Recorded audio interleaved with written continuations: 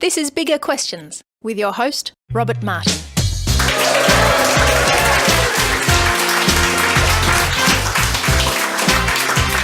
Welcome to Bigger Questions, recorded live in Melbourne's CBD. Today's big question, what is the key to life? We asked this question today to Dr. Sam Chan. Sam is a theologian, preacher, author, ethicist, cultural analyst and medical doctor. He works as a national communicator with City Bible Forum and he joins me now. Please welcome Dr. Sam Chan.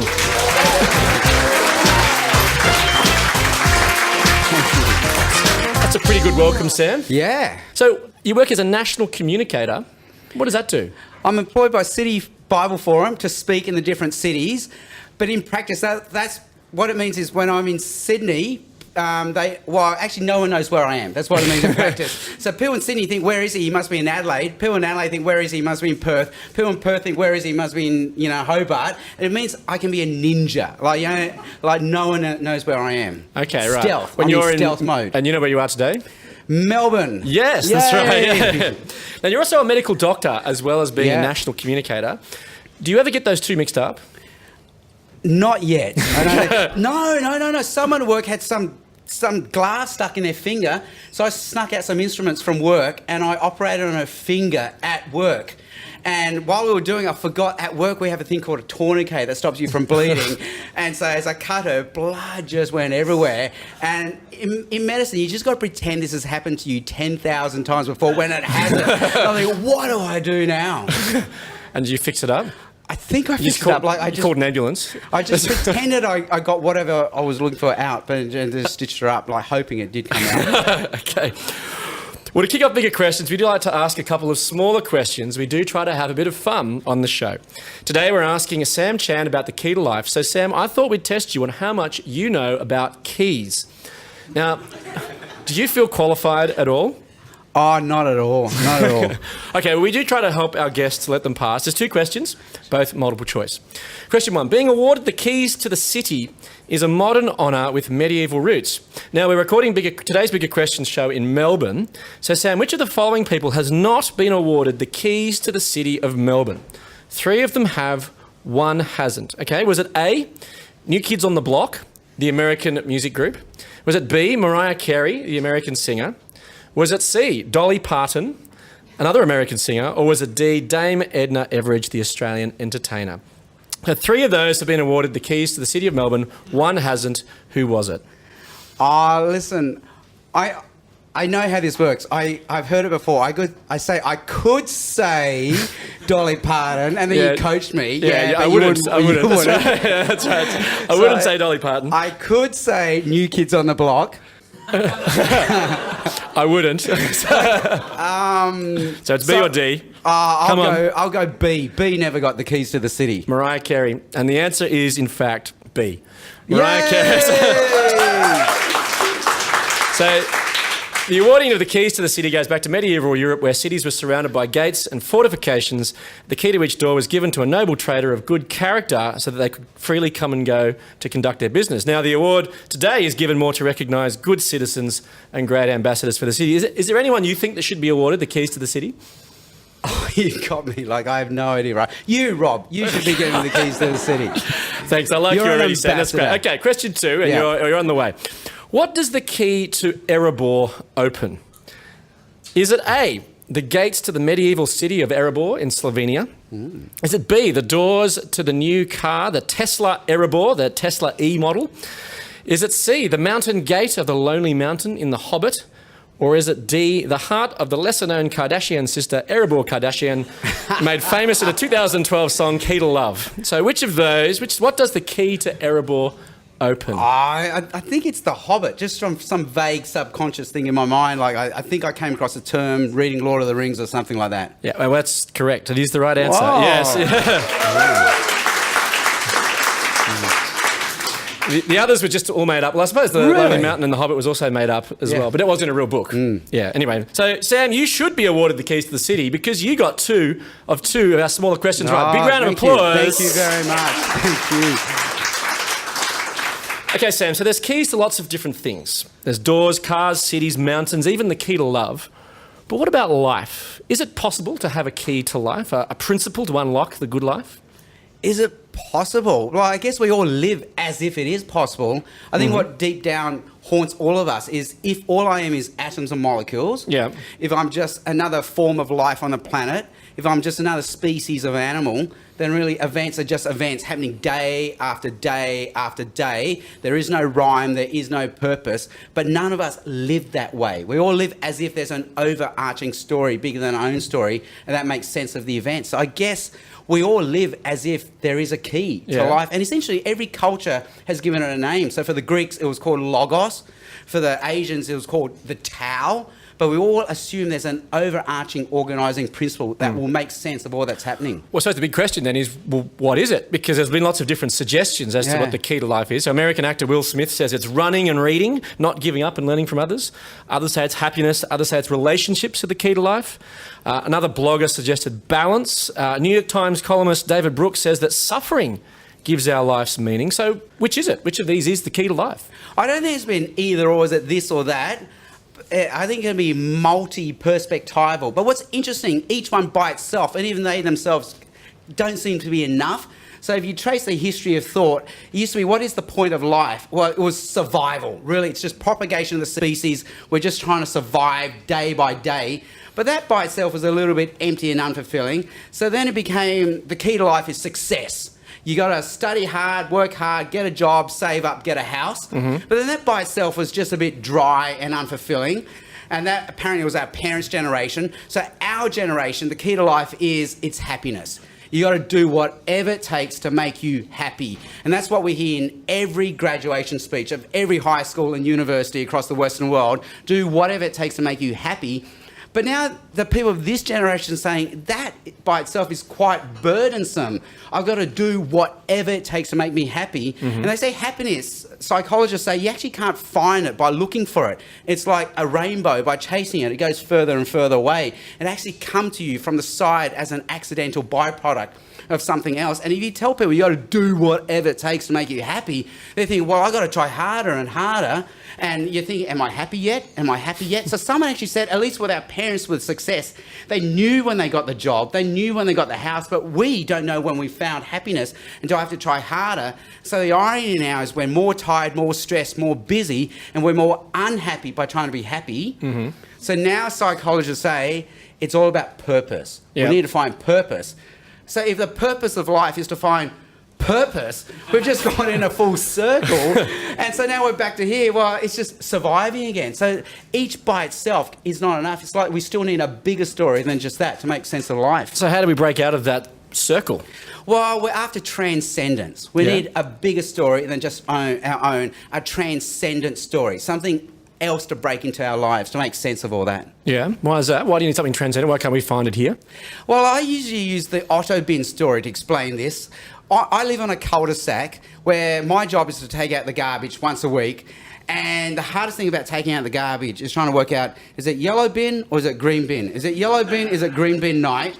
And so we all just wait to see what someone else does. And just the other night, the guy across the street put out the green bin. And so we all went, yes, it's the green bin. So we all put out our green bins.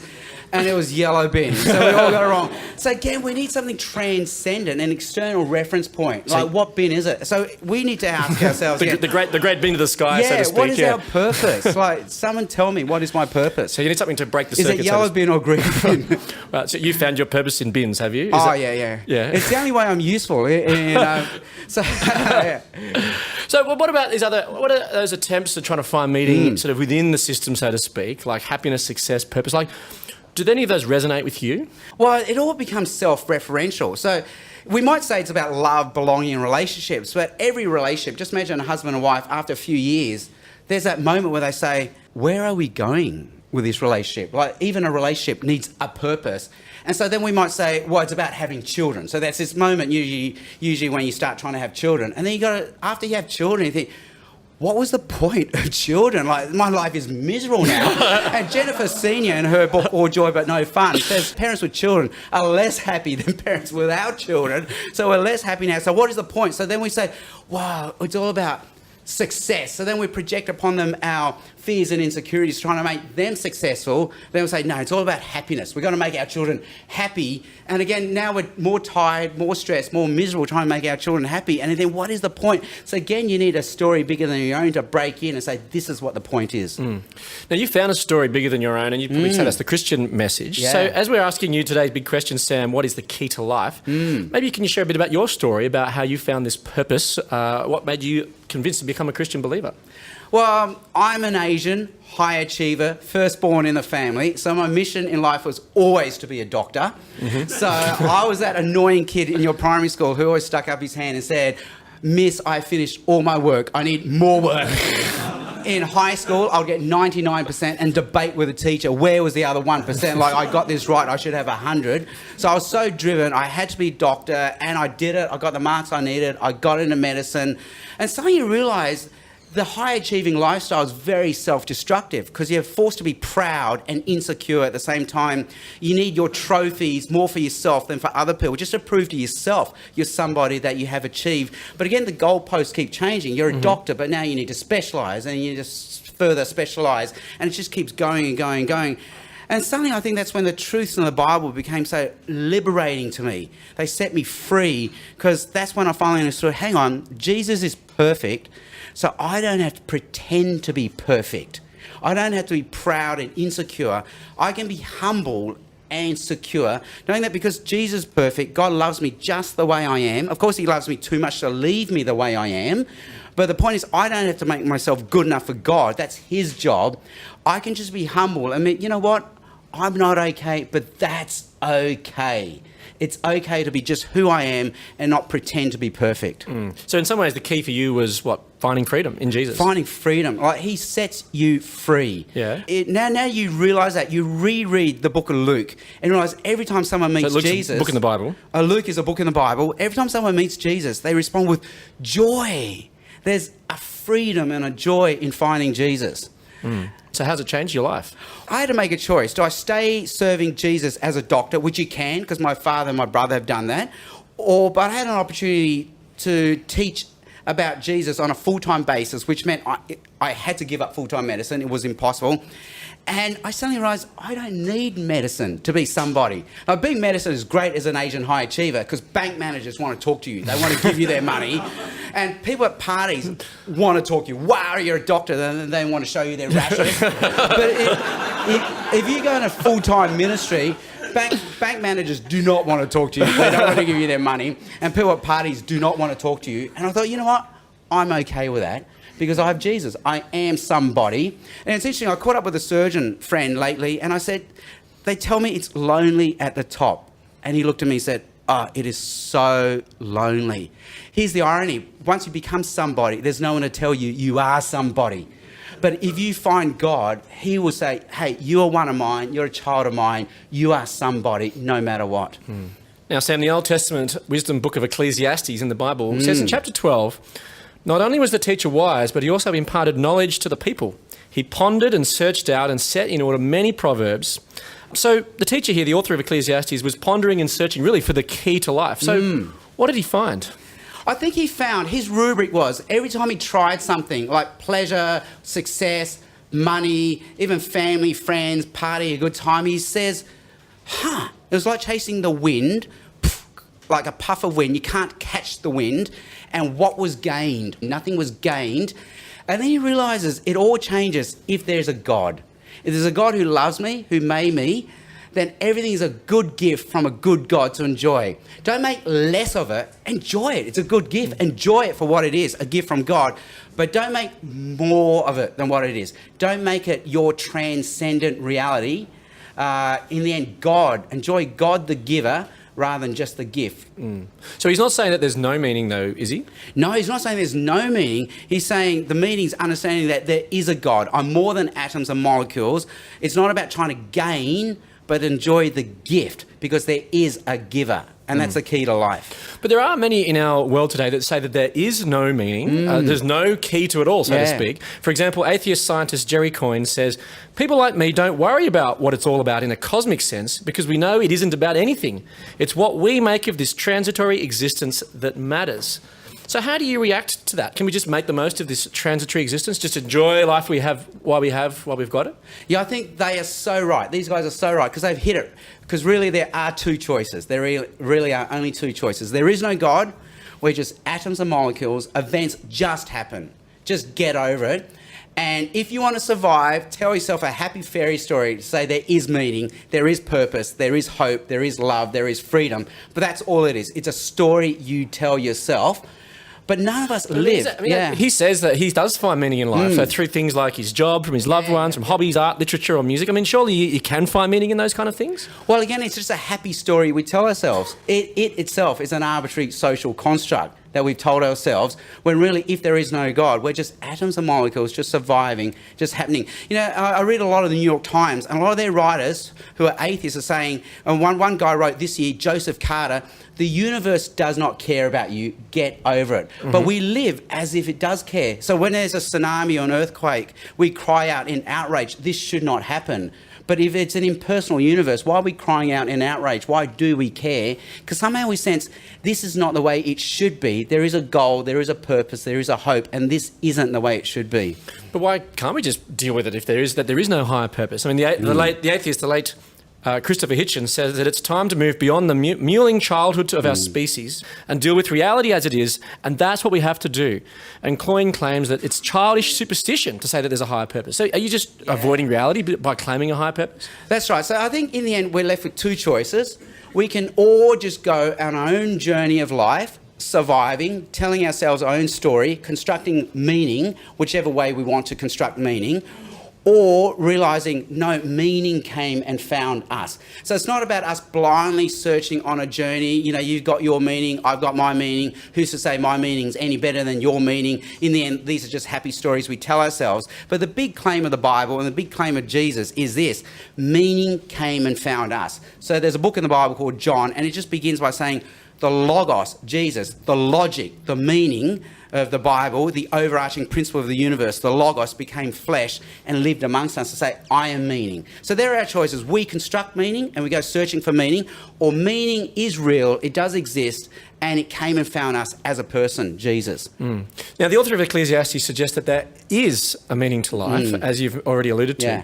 Now, do you think that he's too confident when he pronounces in Ecclesiastes 12:13, now all has been heard, here is the conclusion of the matter. So can we provide a conclusion to the search for the meaning of life?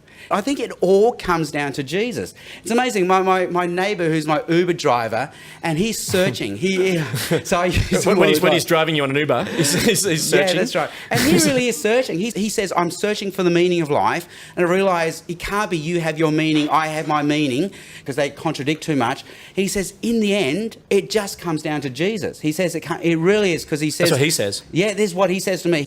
And he says, I have to decide whether to take him at his word or not. Because if his words are true, he really is the Son of God. And if I know him, then I have the transcendent purpose I'm looking for. That will make sense of all the other things I'm doing in my life.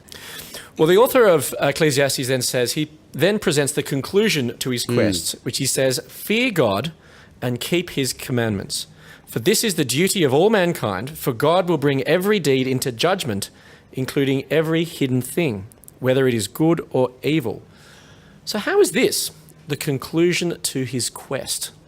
Well, the conclusion is there is a God. So that's a big one, because if there is no God, again, we will overinvest in our family, we'll overinvest in our work, we'll overinvest in our possessions. But if there is a God, it just changes everything, because there's a good God. He's given us good gifts to enjoy. Don't make less of them than what they are, but don't make more of them than what they are, because they will destroy you and you will destroy them. In the end, there's a good God, and if you enjoy God, the giver, you can enjoy the gifts. And then he says, but there's a God who judges everything. Yeah. And that's the other key. Because without a God who judges, nothing in this life makes sense. Because it seems like the bad people prosper, and there's so much unfairness in the world. But knowing that one day there will be a God who rights all wrongs means I can enjoy the good gifts right now, and that will make sense of everything, because there's a God who will right all wrongs in the end. A couple of questions have come Sure. in from our text line from our live audience here. What about other transcendent experiences or journeys offered in other religions? Yeah. Can they also offer the keys of life? Yeah, that's right. So again, it comes down to this. We all search for transcendent experiences and realities and a transcendent key. So who says your transcendent key is any better than mine? So it goes back to the two choices again. Really, we're all on a journey together looking for meaning, and we will never know. All meaning comes and finds us. So it all comes down to Jesus again. Can I take him at his word that he's meaning, who's come and found me? And if I know Jesus, he will set me free to enjoy my life and not overinvest in the other things to make them meaning when it's all about knowing Jesus. Another interesting question. What Yeah. about experiences via drugs? Can we have meaning that way? Can we have meaning? So again, it all comes down to, is there an overarching purpose? So like Paul Dolan, who's got a book called Happiness by Design. He has a PhD in happiness. So he argues it's not about pleasure, not about experiences. He says it's about purpose.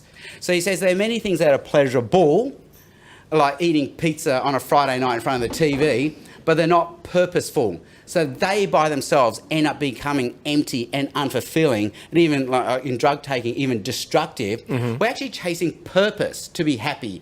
So he says there are many things that are purposeful that aren't pleasurable, but they will make you happy. Like studying for an exam is purposeful, not pleasurable. Helping a friend move house is purposeful, not pleasurable. Giving birth to a child is purposeful, but not pleasant. But in the end, because there's a purpose, they will give us happiness. They will be fulfilling by definition. So let's get back to thinking about judgment. Sure. For God bringing Sorry, that's a happy thing to bring us back to, I suppose. Yeah. So how does judgment then bring meaning? I know, we think we don't want judgment. But in the end, if we believe that there is good, there is bad, there's right, there's wrong, we need judgment. And we think of judgment often negatively, but it's also positive, because in the end, there's a God who says, hey, this is good.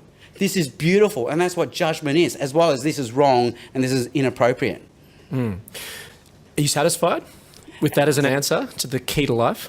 Well, it's interesting. I saw House of Cards, and one of those seasons, and where the wife was unfaithful and had an affair, and when the husband found out, she said to him, I thought you would be more angry. And the fact that he wasn't angry at her meant he didn't care. And sometimes it means if there's a God who judges, he judges because he loves us. It's because he is a loving God who cares about us. He does judge us. I remember one time I was riding my bike along the street quite fast, and a boy ran out, and his father just stopped him the last time and pulled him back. And that dad was basically, because he cared for him, he said, hey, don't cross the street. So sometimes a judging God means there's a loving personal God who does care, and at the end of the day, that means there is a right and wrong. We're just not blindly shooting, wondering, well, what is the direction? To have a direction, a purpose, and a hope, we actually also need a God who judges. So is the key to it all then judgment or purpose? Because there is judgment, there is purpose, there is a direction. So the key again is there is purpose, there is direction, and I have a transcendent God who I can live for. Another question come from our text line is, what if we don't have any good gifts from God? Yeah. Well, it's all how we define good. But again, if there is a God and if there is purpose, we don't have to overinvest in those things either or underinvest. Viktor Frankl, in his book Man's Search for Meaning, says, and Viktor Frankl was a Holocaust survivor, Man's Search for Meaning, and his big thing is we need meaning. We need meaning, we need purpose. That's the only way we can live. That's the only way we can survive. And he says, think of it this way.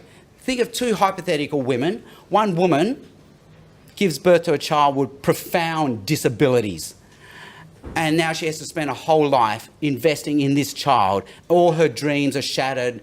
She can't chase her dreams. She has to raise this child. There's another woman. She's beautiful, she's rich, she's successful. At the end of their lives, the woman with a child with disabilities will say, wow, look at my life. I just raised a child with profound disabilities. And then the woman who was rich and successful will say, look at my life. What was all that about? Yeah, I was beautiful. Yes, I flirted with men. Yes, I went to parties. And yes, I owned a lot of houses. But what was that all about? In the end, it's not just about the good times. And what we're given is there a purpose? Is there a transcendent purpose? And that's what will give us a rich, flourishing and fulfilling life. How has the meaning of life provided in the Bible given you purpose? There is this moment in everyone's life when they said, why am I even getting up out of bed today? Like, you think, is it for work? Is it for family? Is it for success? Is it for money? But suddenly you think, no, it's all about enjoying God and a relationship with God, and these are just good gifts from a good God to enjoy. I took my boys ice skating last year, and they had never ice skated before, and they were just puttering around the ice skating rink, going, pa, pa, pa, pa, pa, pa, pa, pa, pa, pa. They weren't the fastest, they weren't the strongest, they weren't the best, but every time that they did a lap, they just came back to me and said, did you see me? Did you see me? Did you see me? And all they want to know was, did I have their pleasure? Did I notice them? And I think that's the purpose of life. Like, do we have God's pleasure? Does he notice us? And God says, because of Jesus, he notices us. We have his pleasure. And that means everything else we have in life, the work, the family, the success, the money, the possessions, they are good gifts that we can enjoy, but we don't have to use them to get God's attention or anyone else's attention or to be somebody. We have God's pleasure, and I think that's the purpose of life. Mm-hmm. So Sam, what is the key to life? So it's survival, it's success, it's happiness, it's love and belonging, and it's purpose. But out of all that, we still need an overarching bigger story, someone bigger than just me to live for. And Jesus' claim is, make me the bigger story. I'm the story that will make sense of all your little stories and all the events that happen in your life. We have the jigsaw puzzle pieces, but he's the picture that will make sense of it. He's the Mr. Miyagi who makes sense of all the wax on, wax off, paint the fence things that's happening in our life. So we all need someone bigger than just me to live for, a story bigger than my own story to live for, to make sense of everything. And Jesus claims to be that. Make me, because he loves us, he made us, he knows us better than we know ourselves, he cares deeply about us, and he says he's come to set us free and to give us a joy that transcends all that's going on in our life. Let me leave you with the Bible's answer to the big question, what is the key to life? From Ecclesiastes 12:13 to 14. Fear God and keep his commandments, for this is the duty of all mankind. For God will bring every deed into judgment, including every hidden thing, whether it is good or evil. I look forward to you joining us next time for bigger questions. Please thank our guest today, Sam Chan. Thanks for having me.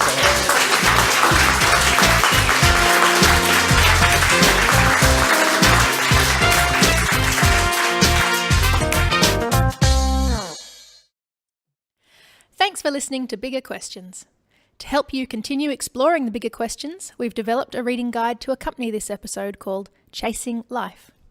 The guide has further questions, stories, and reflections to help you understand the book of Ecclesiastes.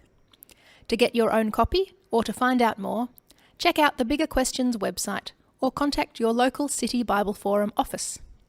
If you've enjoyed the show, why not support it on Patreon? You can help us keep asking bigger questions for as little as $1 a podcast. Support the show. Go to patreon.com/biggerquestions. Thanks for listening, and we look forward to you joining us next time.